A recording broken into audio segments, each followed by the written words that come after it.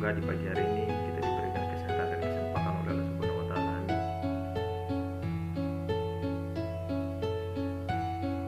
Pada sesi materi kali ini kita akan berbicara tentang pemerintah desa. Saya Rudi Abdullah, SDMHKC. Sebelum kita lanjut, jangan lupa like, komen, share, dan subscribe. Dan yang kedua, biasakan menonton videonya sampai selesai supaya tidak gagal paham. Oke, kita lanjut. Kita masuk di pemerintahan desa. Apa itu pemerintahan desa? Kita harus lihat dulu desa itu apa. Desa itu lahir sejak cocok tanam itu dikenal oleh manusia. Jadi setelah cocok tanam dikenal oleh manusia, desa itu sebenarnya sudah ada. Desa sebagai tempat untuk menetap atau bermukim memang erat hubungannya dengan pertanian. Nah, jadi desa ini selalu dikaitkan dengan pertanian. Disebabkan karena cocok tanam berbeda dengan pemburuan, di mana memaksa orang di suatu tempat untuk memelihara tanaman dan menunggui hasil panennya. Jadi kalau berburu itu ya masuk hutan mencari, tapi kalau cocok tanam itu hanya menanam saja dan menunggu hasilnya.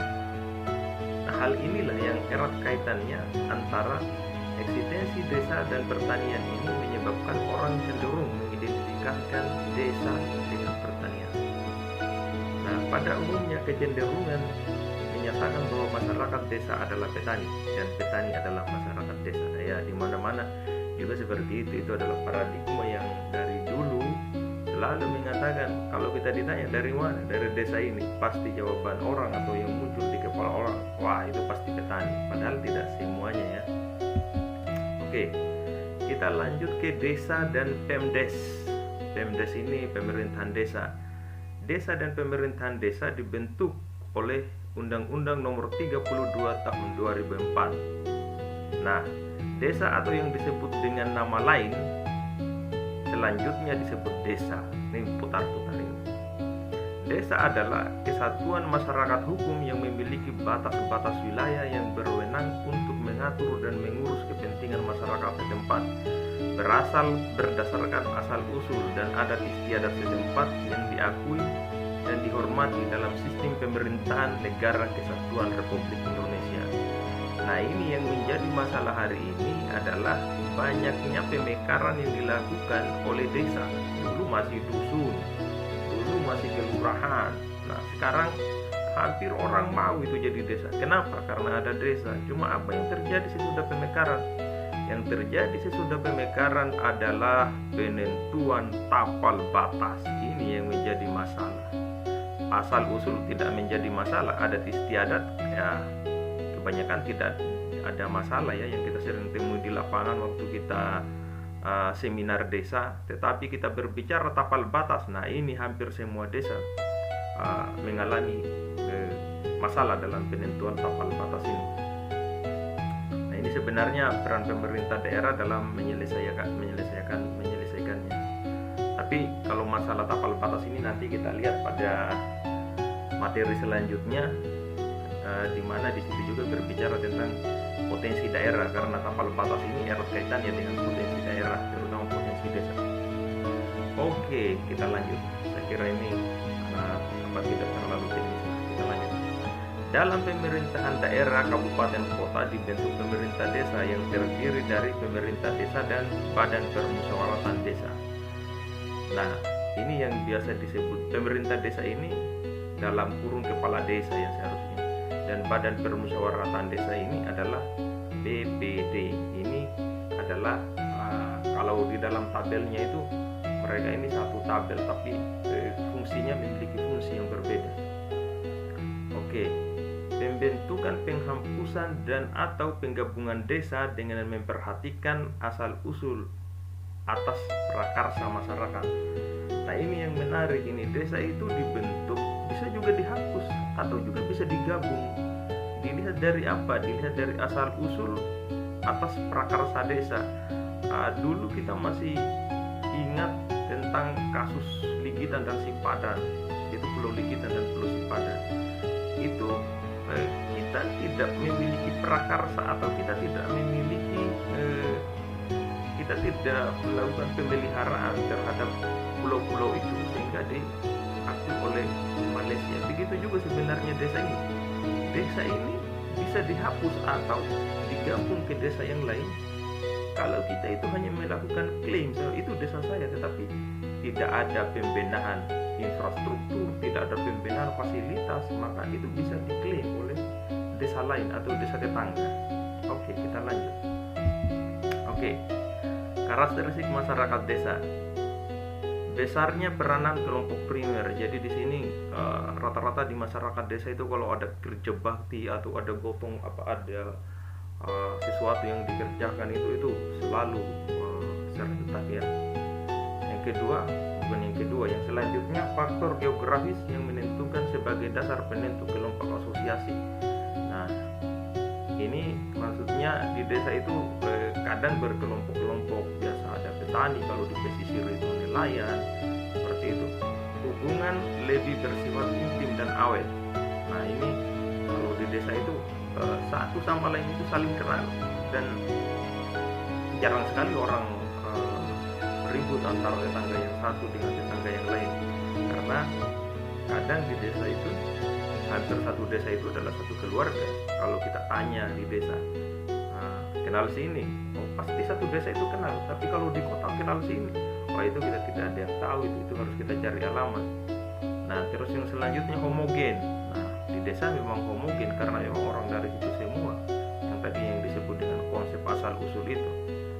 Yang selanjutnya mobilitas sosial rendah. Jadi di desa itu mobilitas masyarakat sangat rendah. Rendah ini dalam artian bahwa kalau kita bandingkan dengan masyarakat di kota, mobilitas masyarakat di kota itu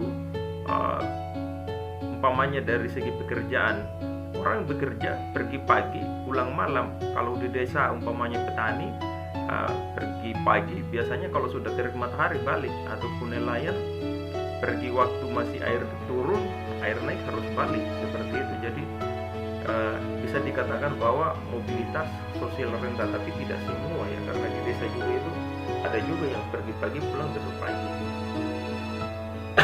Selanjutnya, keluarga lebih ditekankan fungsinya sebagai unit ekonomi. Artinya masyarakat di desa itu ditekankan, atau orang-orang di desa itu ditekankan untuk harus bisa memperoleh penghasilan sendiri.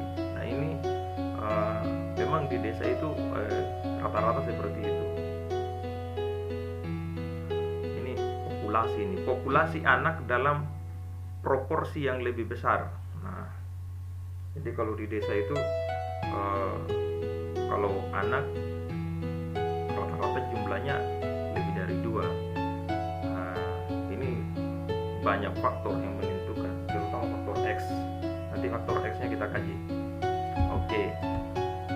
Nah, ini tadi yang saya bilang bahwa pemerintah desa terdiri atas kepala desa dan perangkat desa. Tadi kepala perangkat desa ini tadi salah satunya adalah badan bermusyawaratan desa. Nah, perangkat desa terdiri dari sekretaris desa dan perangkat desa lainnya, seperti kepala urusan baik itu pembangunan ataupun pemerintah. Ini ada di pemerintah desa.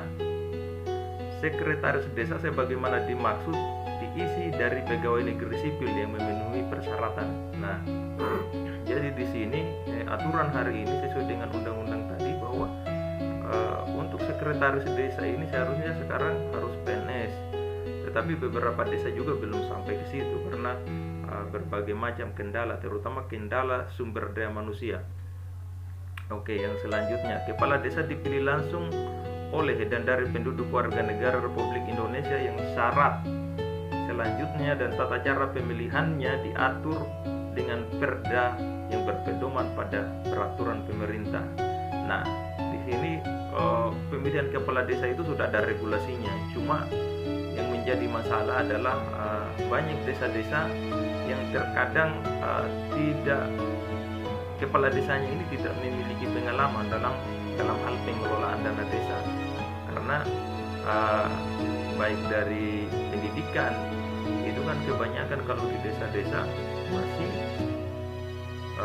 kadang tidak tamat SMA, karena yang dilihat di desa itu adalah kepercayaan masyarakat terhadap seorang tokoh, bukan pendidikan itu bukan menjadi barometer atau alat ukur, karena di desa itu orang sangat menghargai antara satu masyarakat dengan yang lain dari ucapannya. Oke, kita lanjut.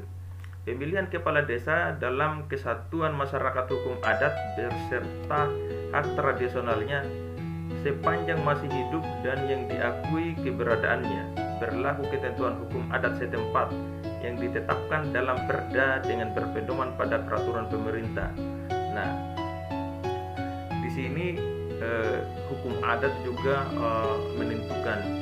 Biasanya hukum adat ini sebenarnya ada dua. Kalau dulu itu ada hukum yang secara tidak tertulis, tapi ada itu seperti umpamanya tata krama, aturan-aturan di masyarakat yang tidak tertulis. Tapi hari ini kebanyakan pemerintah daerah sudah menuangkan aturan-aturan tidak tertulis itu. Biasanya perdes itu mengacu pada aturan-aturan yang ada di desa atau di masyarakat. Masa jabatan kepala desa adalah 6 tahun dan dapat dipilih kembali hanya untuk 1 kali masa jabatan berikutnya. Oke, saya kira ini jelas. Urusan pemerintah yang menjadi kewenangan desa mencakup yang pertama atau A, urusan pemerintah yang sudah ada berdasarkan hak asal-usul desa. Oke, next. Kelanjutan. Urusan pemerintah yang menjadi kewenangan kabupaten kota yang disarankan pengaturannya kepala desa. Tugas pembantuan dari pemerintah provinsi dan atau pemerintah kabupaten kota. Urusan pemerintah lainnya yang oleh peraturan perundang-undangan diserahkan kepada kepala desa. Ini lumayan banyak ini tugasnya kepala desa. Oke. Tadi kita singgung Badan Permusyawaratan Desa atau dikenal dengan BPD. BPD ini berfungsi menetapkan peraturan desa bersama kepala desa, menampung dan menyalurkan aspirasi masyarakat. Nah, jadi BPD juga itu tidak boleh karena kita ditunjuk sebagai orang yang menjadi kepercayaan masyarakat atau BPD terus kita arogan menentukan semaunya kita. BPD itu harus mampu menyerap apa yang disampaikan oleh masyarakat, terutama aspirasi-aspirasi yang membangun, aspirasi-aspirasi yang nantinya membuat desa itu lebih baik lagi ke depan. Oke, selanjutnya anggota Badan Permusyawaratan Desa adalah wakil dari penduduk desa bersangkutan yang ditetapkan secara musyawarah dan mufakat. Nah, ini saya kira jelas ini ya. Selanjutnya, pimpinan daerah permusyawaratan desa dipilih dari dan oleh anggota Badan Permusyawaratan Desa. Oke, saya kira ini jelas. Masa jabatan anggota permusyawaratan desa adalah 6 tahun dan dapat dipilih lagi untuk 1 kali masa jabatan berikutnya. Ini sama dengan kepala desa tadi. Syarat dan tata cara penetapan anggota dan pimpinan Badan Permusyawaratan Desa diatur dalam perda yang berpedoman pada peraturan pemerintah. Nah, jadi ketika pemilihan itu kepala desa ataupun BPD itu harus sesuai juga dengan perda atau aturan yang ada. Tidak boleh kemudian tiba-tiba ini masuk ini, ini masuk ini. Tidak, itu juga harus melalui proses seleksi dan verifikasi berkasnya. Oke, selanjutnya kita berbicara keuangan desa. Keuangan desa adalah semua hak dan kewajiban desa yang dapat dinilai dengan uang, serta segala sesuatu baik berupa uang maupun berupa barang yang dapat dijadikan milik desa berhubungan dengan pelaksanaan hak dan kewajiban. Nah, ini keuangan desa ini nanti kita bahas. Ada satu bab khusus yang berbicara tentang keuangan desa dan BUMDes. Oke, hak dan kewajiban sebagaimana dimaksud menimbulkan pendapatan dan belanja pengelolaan keuangan desa. Ini juga ada satu bab khusus. Sumber pendapatan desa sebagaimana dimaksud pada ayat 2 terdiri atas pendapatan asli desa bagi hasil pajak daerah dan retribusi daerah, kota, kabupaten.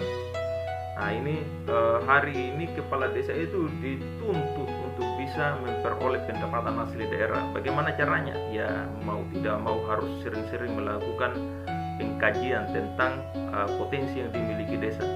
Apakah bisa kita dirikan BUMDes? Materi BUMDes ada tersendiri di depan. Bagaimana kalau kita melakukan retribusi, tarik pajak ini dan pajak itu? Boleh, tetapi harus ada aturan mainnya, terutama ada perdesnya yang merujuk pada perda setempat. Oke, kita lanjut. Nah, sumber pendapatan desa, ini tadi saya sudah singgung sedikit.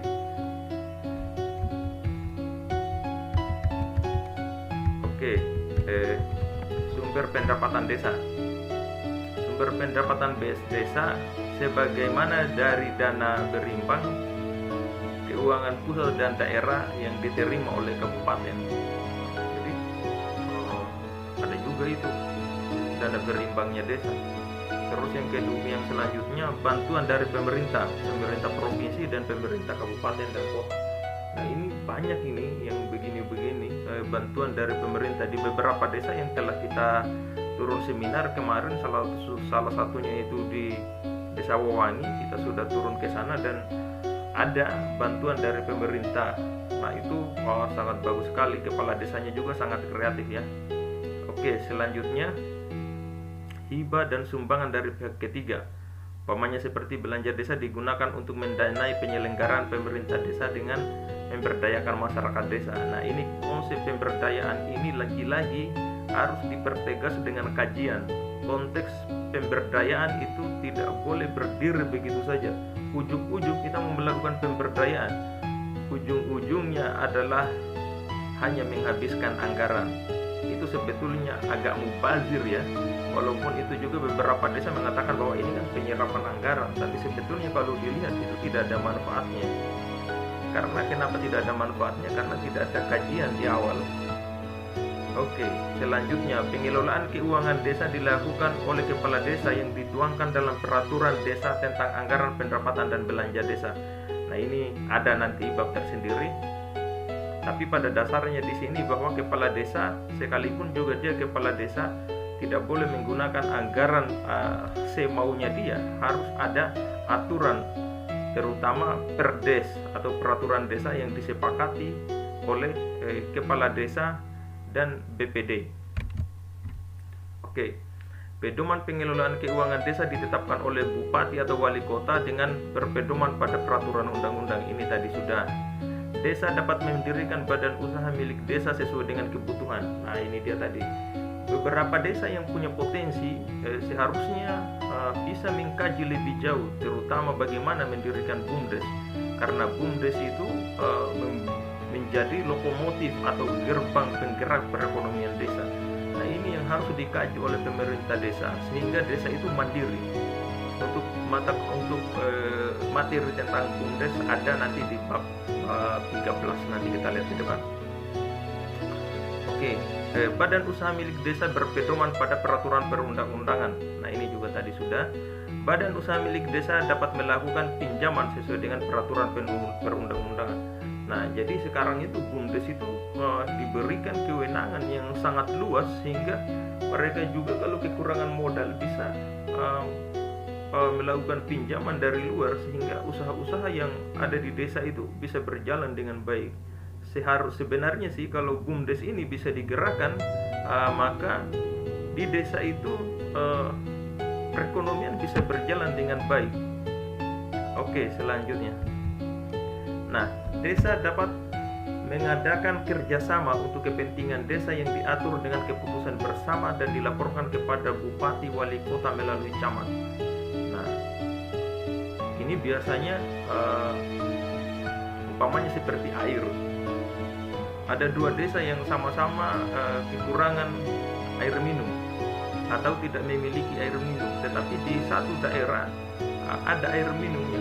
Umpamanya kayak air yang alami dulu itu di daerah Wolowa, Siotapina itu di situ melakukan hal yang seperti ini, kerjasama antara dua desa sehingga bisa membantu masyarakat di sana untuk mendapatkan air bersih, air minum. Nah, selanjutnya kerjasama antara desa dan desa dengan pihak ketiga dilakukan sesuai dengan kewenangannya. Nah ini biasanya ini kalau sudah ada pihak ketiga modelnya seperti ini biasanya sewa kelola ya. Nah kalau sewa kelola di kita ini masih agak jauh, agak susah. Kalau untuk pemerintah kabupaten saja atau kota Bau-Bau, nah contohnya seperti Lipo itu model sewa kelola. Nah kerjasama dengan pihak ketiga dapat dilakukan sesuai dengan perundang-undangan. Nah jadi bentuk dari semua kerjasama apapun bentuknya itu harus merujuk pada aturan yaitu undang-undang. Untuk pelaksanaan kerjasama dapat dibentuk badan kerjasama. Harus juga dibentuk badan kerjasamanya. Jangan bikin-bikin kerjasama tidak ada badannya. Nah saya kira itu saja untuk materi desa ini sebagai permulaan untuk materi mata kuliah ini. Nanti kalau ada yang tidak dipahami bisa langsung komen pada kolom komentar di bawah. Oke, terima kasih. Assalamualaikum warahmatullahi wabarakatuh.